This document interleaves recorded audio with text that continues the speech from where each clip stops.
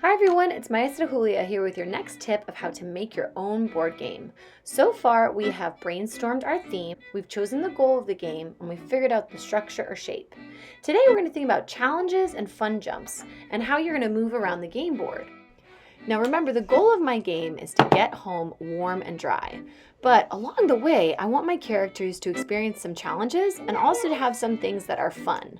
So when I think of challenges that have to do with snow and winter, I could have people slip on the ice, lose a glove, maybe get hit with a snowball.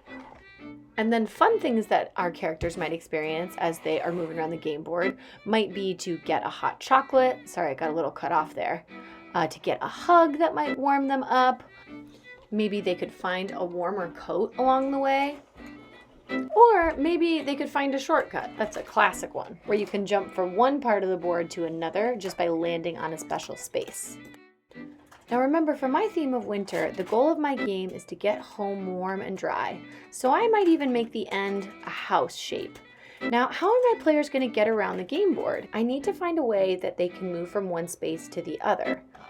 Now, one way you can do this is by creating a spot where you can stack some cards, and people might draw cards, and that will cause them to move forward a certain number of spaces. I did it. Your forest in the background there. So you can use cards, or you could also use dice or a spinner. If you use dice or spinners, of course, your players will move around the board just based on what they spin or roll.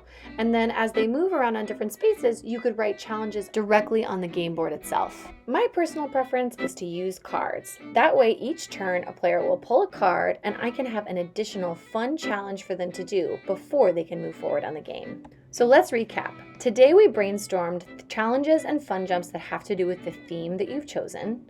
And then you also had to make a decision about whether you want to use cards that have challenges on them or a spinner and dice. Tomorrow's activity is going to be learning how to make cards, if that's what you want to do, where you might have some specific challenges that people will have to do in order to move around the board. And then after we complete our cards, we get to start drafting our game with the intention of finally making our final game and decorating it. And of course, that's going to get us ready for winter break, where you all can play that game and perfect it and have lots of fun. I'll see you tomorrow for your next game making tip. Bye!